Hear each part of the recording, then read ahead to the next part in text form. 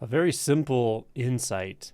It's very simple in its own knowing, or it's the insight itself is rather simple, very simple, but bears repeating in various ways over and over. You could almost say it's the only insight, but because of the nature of language, it can be tricky to get across. Again, it's very simple in your own experience, in the immediacy of it, but tricky to relate to others because of the nature of language. And I don't even think there's a way to actually say it directly, strangely.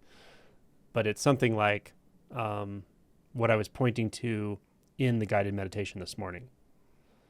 I think that's experientially maybe as close as I can get, which is essentially saying, I can put it in words, but it's not exactly right, that the immediate experience as it is, the immediate appearances as they are it. That's enlightenment. And so anything that seems to mitigate that, or anything that seems to make distance from that, even anything that seems to observe that or receive it or reflect it, is not quite it. It's just a layer of thought. And however it happens that we disentangle identity from that layer of thought or processing, what is naturally revealed is not something that you have any relationship with. Even it's not something. It's not an award. It's not somewhere you arrive. It's not something you have to earn or deserve. It's not a badge or something you pat yourself on the back for in any way at all. It doesn't give you anything extra. It doesn't give you anything new. It doesn't add anything. It doesn't subtract anything.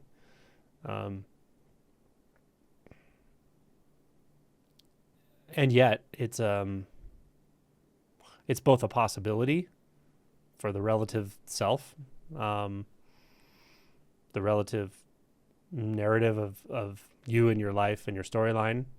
And it's also not a possibility. It's just the case. It's just already there. I go back to Dogen's term, practice enlightenment, something like that, where it really is already the case. It really is already here. Appearances are just as they are. And the truth behind the fact that there is nothing in reference to those appearances, there's nothing approaching them, there's nothing even knowing them, really. That's too much distance. That's true. It's always true. It's true for you all the time.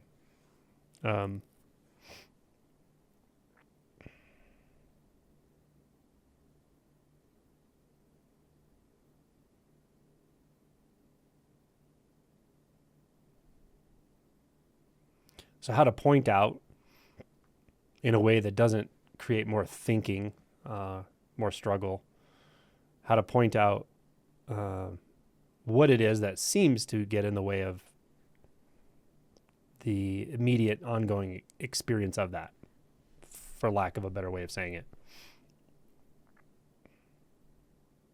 Some of it, certainly at the layer of conceptual thought, some of it is really just seeing the absurdity of our beliefs, the contradictory nature of many of our beliefs, the cognitive dissonance that arises when we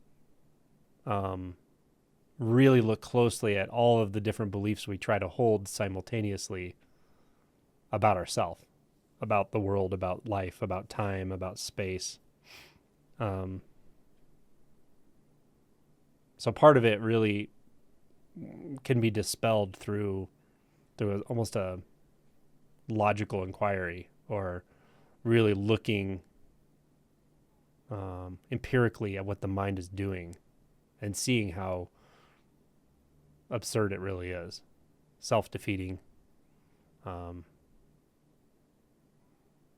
And with that if that's clear enough, we often start to feel that there's maybe an underlying sense of there's like an underlying sense of struggle that's occurring. And if we see clearly enough how that cognitive overlay is functioning, then we have the opportunity to see that the struggle is with ourself. The only thing that can struggle is struggle. So struggle is sort of struggling against struggle, but the clothing it's wearing is the clothing of belief and identity. And so we're kind of left often with, after inquiry or perhaps shifts in identity and so forth, we're left with recognizing or coming face to face with this sense of a sort of personal struggle. They won't really make any sense. You won't find any reason for it. The logical framework can be set aside and the struggle still sort of feels like it's there for a while. And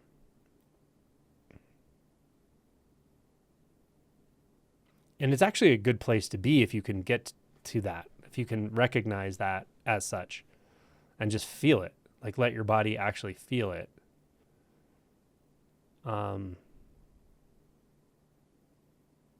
Because it's really based on nothing. There are some assumptions perhaps that are operating to allow it to continue, or that allowed it to get going and getting the momentum it tends to have. But if you're not encouraging those assumptions anymore, then and you're just embodying that experience, the feeling of struggle in its raw form, then any remaining delusions about what you need to struggle with or why you need to struggle at all with what seems like life or people or situations or yourself or your body or your health or your emotions or anything. The narratives about, if there are any remaining narratives or beliefs about why we are doing that at all, will come to the surface. They'll become obvious if we just inhabit the sensations, if we just inhabit the physical experience of struggle. I could call it suffering. Suffering maybe is a little more of a broad term. It includes maybe the cognitive suffering and the narratives and so forth. But I think underlying all of that, as I am describing, there's really a more visceral sense. Perhaps you could say it's energetic. But the same approach that shows us the kind of absurdity of the seeking mind, the absurdity in simple terms, if you're not getting what I mean by that, is the analogy I sometimes use of, you're holding a stick and at the end of the stick is a string and at the bottom of the string is a carrot and you're chasing your own carrot. So everywhere you go, everywhere you look, the carrot's still out there and you still keep chasing it. But in the cognitive sense, it's convincing that you're going to get it. And then you're going to be happy when you get it, finally, right? And we change the color of the carrot and we change the carrot into other fruits and vegetables and all the things we think we want. But ultimately, the mechanism is absurd. We keep seeking something in the future that we're making up, right? And so with the same deductive or maybe observatory faculty, we can notice also something about the struggle, that really there's not anything to struggle against. There's not a point of view from which the struggle is actually originating. Maybe it's a cumulative effect of all those thoughts over years, who knows? But it's not anchored anywhere. So maybe to back up, we often have a defense mechanism against even seeing it or actually even feeling it. We may not want to feel this struggle in a very direct way that I'm talking about because, again, because we still have some conceptual fixations that say, I have to know what to do with something or I don't care about it. I have to feel like I'm in control of something or even a situation or even a person, or they're just not interesting to me, right? Because without the illusion of control, the illusion that you can catch that carrot somehow or turn it into what you think you need it to be. Without that illusion, there's not really much reason in thinking that way. There's not really much purpose in seeking thoughts and so forth. So to the degree there's still some belief in that system, it won't want to let us drop into this pure sense of struggle, because there's a visceral sense that we can't actually do anything about it. It's almost like the struggle feels kind of automatic. Like, again, it's maybe a residual cumulative effect from years of thought or whatever, but there's something about it that feels can't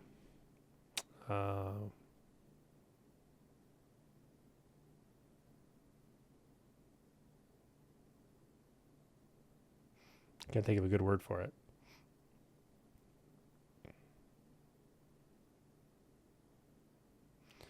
You almost have to feel resigned, or you almost have to resign yourself to it and realize, yeah, it's there. You know, I've been running from it. I've been avoiding it, avoiding the sensation of it, the feeling of it, the experience of it for so long. We're afraid of it because we're afraid of being helpless. We're afraid of being inert, not having choices. But again, all of that is just based on the illusory choice system that's created by the mind that has to do with time, that has to do with seeking, and it just never satisfies itself, ever. So from that perspective, yeah, this won't feel like where you want to go. You know, so there's some defense mechanisms from even touching into this. But at some point along this path, you will not only touch into it, you'll drop into it and realize, like, you have to go here. You have to come into contact with that which is the most direct. Can feel like a lot of things. Can feel like despair. Can feel like helplessness. Can feel like restlessness. But there's an element of struggle there. Usually, for a while, and then over time, the struggle element can relax. And that's when we're really thoroughly digesting the initial insight about the mind, the initial insight about seeking, about solving the problem of me and my life and all of it. That trying to solve that problem is engaging in a false world. It's actually creating the sense that there's a problem in the first place. So maybe we could call that the insight of non-conceptuality. But once that insight is clear, then we'll drop into this. We will feel the struggle, the struggling experience. The restlessness is not a bad word for it. It's a pretty good word for it once we've cleared a lot of the beliefs about this, meaning struggle doesn't make a lot of sense when you see that there's not really two sides to things.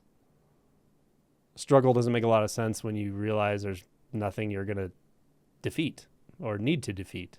You can't wrestle with life and win. It's just life. There's just life here. There's just life happening, right?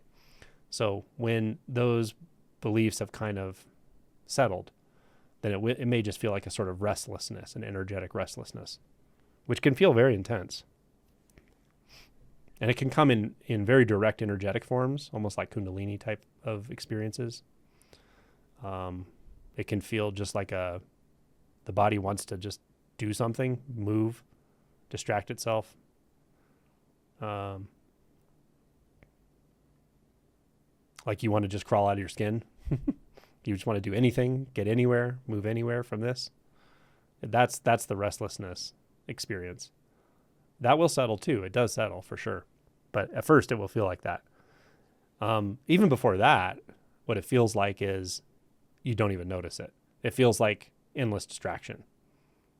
But that can take some time to see how much time we actually spend just endlessly distracting ourselves, one distraction after another after another. What we finally realize is the moment we start to feel a little bit of this restlessness or helplessness or whatever, the distraction mechanism's already going. So it sort of protects us from having to feel this. Everyone may not find this, but I think most people do find this at some point, that all of that distraction, habits and things that are just pulling you this way and that way, they're really just trying to avoid this critical insight, but uncomfortable insight or uncomfortable approaching the insight. And I'm using the term insight because it's not something you're going to learn, like in words. It's not something that is about coming to a conclusion. It's something that alters experience. It alters your identity. It alters reality, so to speak. That's the insight. Some insights are quick and they're very much up here, and they're a quick insight into the nature of identity in the thought space. Others are more like, feel like a slow melting, or like a slow eroding of a fixation, a stuck place. It can feel like it's in the chest. It can feel like it's in the gut. It can feel like it's in anywhere, but often it feels like a body center. And as I've been describing, it can feel restless. It can feel like struggle, etc. So if you find yourself here, or you find your intuition taking you here, saying, this is where I need to explore, or I want to explore, or you just realize there's nowhere else to go anymore. Everything else is just kind of a dead end, right? More thinking, more seeking, more whatever, kind of a dead end. And then you realize this is really where you gotta hang out. You gotta be here, because there is nowhere else to be, because it is in the senses. But it's really right at the edge, between pure sensing, ongoing, just pure sensing and sort of inhabiting that space all the time, and the tendency to kind of continue to emphasize the apparent body-mind split. By body-mind split, I just mean what I said before, the endless distractions of mind, the endless seeking of mind to avoid the sensations in the body. As simple as that is, that's what's happening.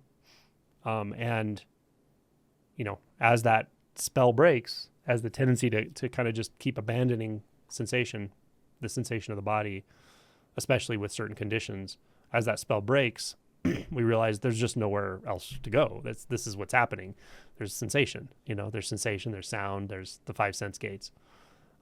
And consciousness is a sort of sense gate, but there's not much interest there anymore when we kind of get out of the seeking game and the endless thinking game and the rumination game and all of it. So then we just drop right into the sensations of the body.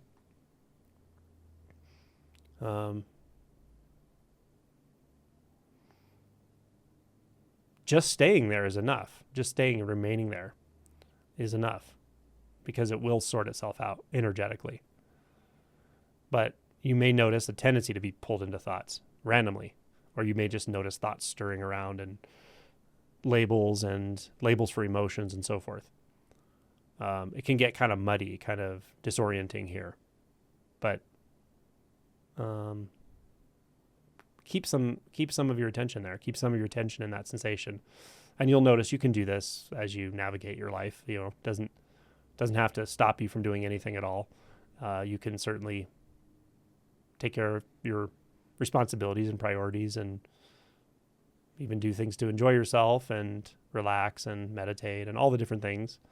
Remain with some attention, remaining here in this space of the sensations of the body. Maybe you might perceive it as somewhere along the chakras, the midline, these centers. You can also, like I said, you can just remain with this. It will take care of itself. It will sort itself. It will evolve. It will settle. The restlessness will settle. You can also ask questions.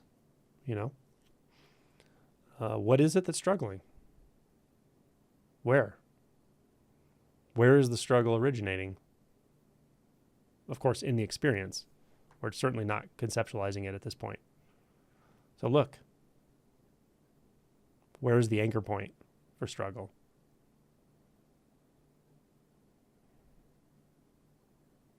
Where does one side meet another side? Where does awareness meet sensation?